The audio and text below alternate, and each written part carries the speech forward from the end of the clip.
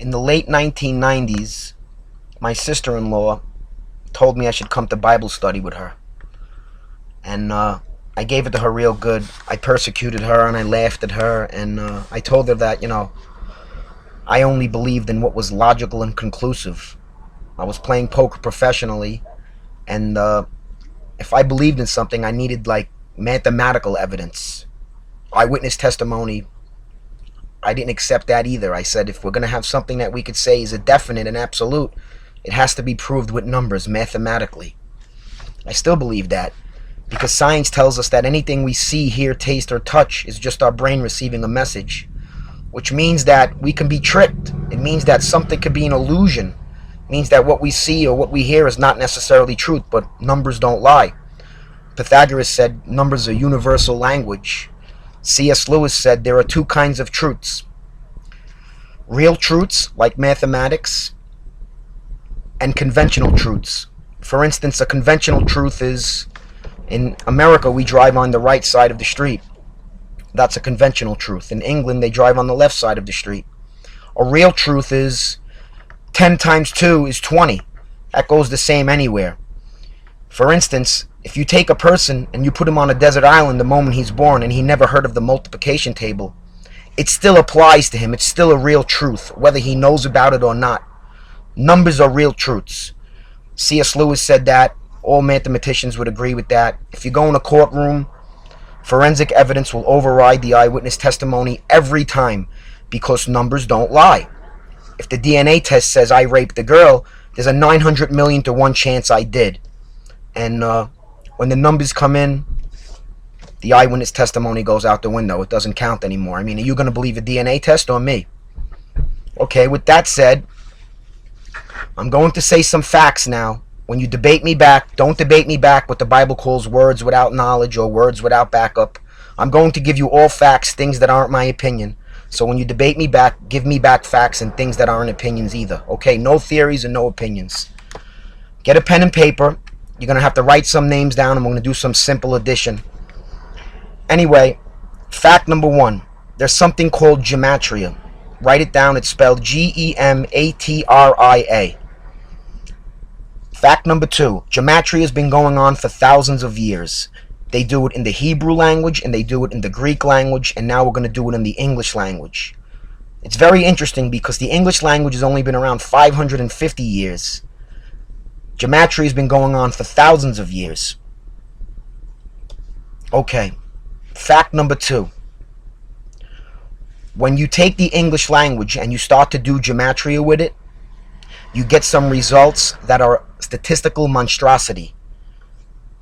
Let's get a pen and paper. We're going to do some simple English gematria. Write those 3 words down, in fact. Write the word simple, then underneath it write English, underneath it write gematria, because we're going to add them up later.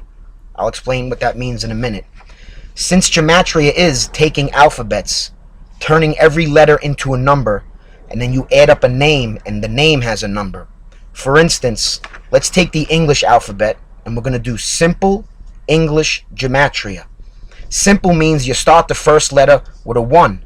The second letter is a 2. For instance, A equals 1, B equals 2, C equals 3.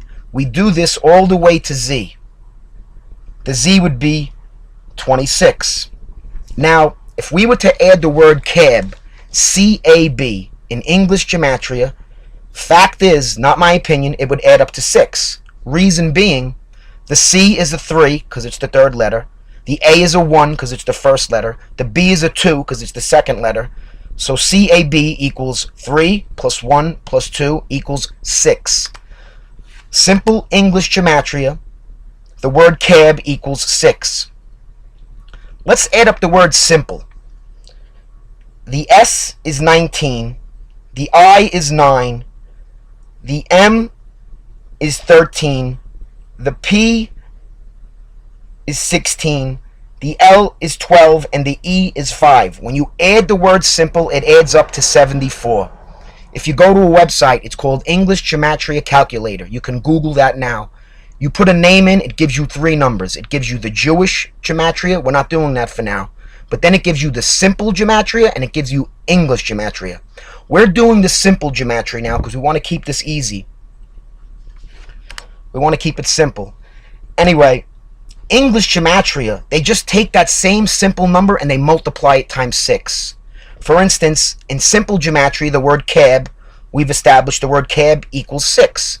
So what would be simple in English gematria? It would be 36, because 6 times 6 is 36. I don't want to get anybody confused. Right now we're sticking to the simple formula. Take an alphabet. A is 1, B is 2, C is 3, D is 4, all the way to Z. We added the word cab, that was 6. We added the word simple, that was 74. The next word we're going to add is the word English. E-N-G-L-I-S-H. The E is 5. The N is 14. The G is 7. I'm not going to reread every one like that, but the word English, if you add the totals, adds up to 74 also. Okay, no big coincidence yet. The word gematria, G-E-M-A-T-R-I-A. If we take the total of that word, that adds up to 74 also. Now we have a pretty small coincidence here. It's a 1 in 10,000 shot. The word simple is 74, the word English is 74, and the word gematria is 74. I'm going to tell you how we do the math on this, on why that's a 10,000 to 1 shot. You see, when you take an average random name, like the word simple, or the name Jesus, or the name Jordan, the basketball player Michael Jordan, there's 98 different combinations that an average name can come out to. For instance, the word arena, A-R-E-N-A, added up to 39. Then you got words like superstar, which adds up to 137. Every time you take a random man's name, there's 100 combinations of possibility that the name can answer up to. All right, I don't want to confuse this, so I'm going to make this simple. What's the odds on flipping a coin and getting heads? If me and you make a bet, I got heads, you got tails, what is your chance of winning? Your chance of winning is 1 out of 2, because there's only 2 combinations. Now, what's your chance of flipping a head and getting 5 heads in a row?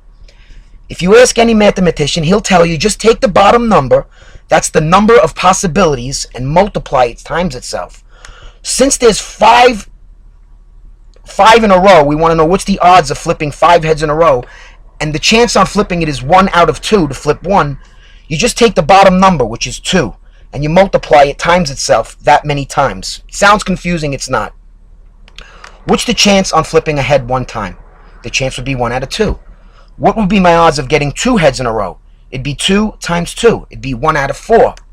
What would be the chance of flipping 3 heads in a row? You just take that bottom number and multiply it times itself. 2 times 2 is 4. 4 times 2 is 8. The chance on flipping 3 heads in a row is 1 out of 8. What's the chance on flipping 5 heads in a row? Well, 1 out of 2 times 1 out of 2 times 1 out of 2 times 1 out of 2 times 1 out of 2. Just multiply the bottom number. 2 times 2 is 4. 4 times 2 is 8. 8 times 2 is 16. 16 times 2 is 32. The chance on flipping 5 heads in a row is 1 out of 32. The reason is because there's only 2 possible combinations. When you take a random man's name, for instance, we'll take the name Jordan. J-O-R-D-A-N.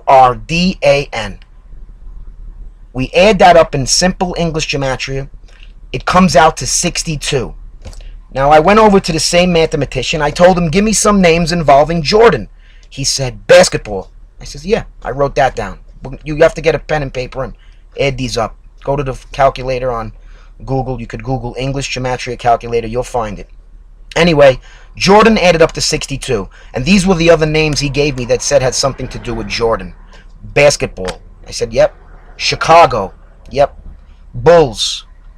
Pippen. Jackson. Best ever, all-star, arena, slam dunk, superstar, winners. We're going to get these totals. The odds on matching 5, like if Jordan, basketball, Chicago Bulls, Pippen, and Jackson came to the same number, that would be a 1 in 100 million shot. Okay, let's do the totals and see what they come out to. Jordan, that added up to 62. Basketball, that added up to 85. Chicago, that added up to 46. Bulls, that added up to 66. Pippen, that was 76. You can do the math yourself. Check with the calculator. Best ever, 96. All-Star, 83. Arena, 39. Slam Dunk, 95. Superstar, 137. Winners, 102. There was not one match on that. Now take any random man's name on the planet. Any man's name. Any guy you like. Take his other names. Take the things that have to do with him. Take your name. Start taking names that have to do with each other and start adding up numbers. You're never going to find a pattern of names that you get 10 in a row that add up to the same number. For instance, imagine I went to the mathematician and told him Jordan was 62. Basketball was 62. Chicago was 62. Bulls was 62. Pippen was 62. Jackson was 62. He wouldn't believe it. He'd say that was a 1 in 100 million shot. Well, here's the fact in English gematria. We're going to take some names from the Bible. We know simple adds up to 74. We know the word English adds up to 74. We know the word gematria adds up to 74. We know the word Messiah adds up to 74. Oh, actually, you didn't know that, but I'm telling you now. You ready? The word Jewish, 74. The word Messiah, 74. The word Jesus has 3 names. We'll take his 3 names in the languages that they do gematria in. Hebrew, Greek, and English. His Greek name is Jesus. That added up to 74. His Hebrew name was Yeshua with no E. Y-S-H-U-A. That added up to 74. His English name is Joshua. That added up to 74. We took the word cross. I would say that's pretty closely related to Jesus. That added up to 74. We took the word gospel. There would be no word gospel if it wasn't for Jesus. That added up to 74. We took the word preacher. There would be no preacher. That added up to 74. We took the word parables. Come on, who would know what parables were if it wasn't for Jesus? That added up to 74. We took some other words from the Bible. Menorah, the king, increase, fruit, obedient. Anyway, let me give you the whole list of names in English that will always be the same number no matter how you change the A. You can use any number you want. You could make A1, B2. You could change the letters and the numbers around. These names will always be the same in a language that came 550 years, 3,000 years after, 2,000 years after they started this practice. These names will always be the same in our language. Simple, English, gematria, Jewish, Messiah, Jesus, Yeshua, Joshua, cross, gospel, preacher, parables, menorah, the king. Anyway, in simple English gematria, they add up to 74. Times 6, those names add up to 444. Now, I know there's people seeing this number all over the world. You can Google it. What's 444 mean? People are tattooing it on themselves, and they're seeing it, and they're getting signs, and they're seeing it. Anyway, in English gematria, those names all come to 444. Simple 444, English 444, gematria 444, Jewish 444, Messiah 444, Jesus, Yeshua, Joshua, cross, gospel, preacher, parables. Here's another strange coincidence. In English gematria, let me just tell you a fact first. Fact number 2, Revelation 13:18 says, "Here is wisdom. Let him who has understanding calculate." The original Greek actually says count. Here is wisdom. Let him who has understanding calculate. The number of the beast is the number of a man, and his number is 666.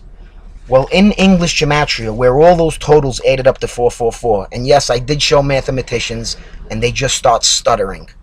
I have not gotten an answer for this, except for people getting angry at me. Anyway, fact is, if you take the word mark of beast in English gematria, that adds up to 666. If you take the word lustful, that adds up to 666. These words are from the Bible, by the way. Stubborn, 666. Witchcraft, 666. Sorcerer, 666. Sorceries, 666. Illusion. Remember I said I trusted math more than what I see and hear because anything could be an illusion? People can lie. People can trick you. Illusion, 666. Someone said check New York because it's the financial capital of the world. We had other reasons for checking New York.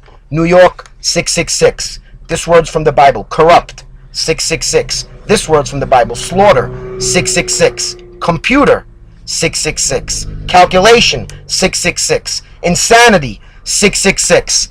And this was the biggest find ever. An atheist comes in my house after looking at these numbers. He says, it's almost got me believing. He says, there's a company called Monsanto. They're the ones in charge of the genetically modified organisms, GMOs. Now, a lot of Christians are talking about how evil Monsanto is. Let me show you how real English gematria is. In English gematria, Monsanto added up to 666. So does the word Santa Claus. A funny thing is, the girl that I persecuted, who originally wanted me to believe in Jesus, she told us not to tell the kids about Santa Claus. It's a lie, etc. Plus, a lot of people get molested sitting on Santa Claus's lap. I don't know if you know that. But anyway, Santa Claus added up to 666. She also didn't want the kids to have vaccines. She said she knew something, the spirit, something was wrong with vaccines. Well, anyway, vaccines adds up to 666, but alright. If you want to try to debate that the Bible in Revelation 13:18 and this is a coincidence, maybe you can try to debate that. If you want to try to debate the fact that in English those names will always be the same, Jewish, Messiah, Jesus, Yeshua, Joshua, cross, gospel, preacher, parables, you can't debate that. You're going to argue back. You're going to give me words without knowledge. Now, the Bible says if I don't do this with love, that I'm just going to sound like a noisy, clinging cymbal to you. But the point is, I get so arrogant over this because there really isn't a debate to this evidence. You can only answer me back by words without knowledge. Numbers don't lie. How did this happen? Now, I started investigating this in 1999. And if I started telling you the things I've seen since I've been investigating this, I'll lose all my credibility. I'm going to do that eventually. I'm going to humiliate myself and tell you things that are not possible to believe. But before I do that, I'm going to hit you up with videos on so much scientific and mathematical and real evidence that Jesus is the Son of God and Lord of Lords and King of Kings and who he is, exactly who he said he was. I'm going to make another video on science and all the science that's in the Bible. There's so much stuff I've been investigating. And then I'm going to completely humiliate myself and tell you the things I've seen, that I've witnessed, which are very, very hard to believe. I got pastors. By the way, I got a lot of people telling me not to share this evidence, including pastors from churches. One pastor told me not to share this with the church. I'm not going to get into that now. But anyway, I'm going to end this video. And I just want you to know these are facts. Look it up. It's not my opinion. Numbers don't lie. Mathematics is real truths. I don't think too many people can argue with that. Try to answer me and give me an explanation on how this pattern developed in the English language, which came 550 years ago. And gematria has been going on for 3,000 years. Is this a coincidence? Because if it is, you got a better chance of getting struck by lightning 10 days in a row for the next 10 days. Anyway, that's it for now. I'm trying to keep the video short. I can't wait to see the response on this one. Not words without knowledge, guys. That's what the Bible says. Read Job 38. God asks you a question. He says, if you're an atheist, I have a question for you. Answer it like a man. Job 38. Check that out. Anyway, I'm going to end this video now. I can't wait to see the responses to the guys who actually do the math and understand math. And if you don't understand this, trust me, just keep investigating. It'll come to you because it's real simple. All right. Anyway, check out the other video I made called English Gematria Message from God. We actually took the first word, simple, and we found the word simple in the Bible like 20-something times, and when we pulled the word out and read it in order, it was actually a message to believe in all of this. I know. I can't believe it, but I believe it. Numbers don't lie. And with that said, give me some responses. I want to see what you're going to say. All right, guys. Speak to you soon. I'm going to make another video. Amen.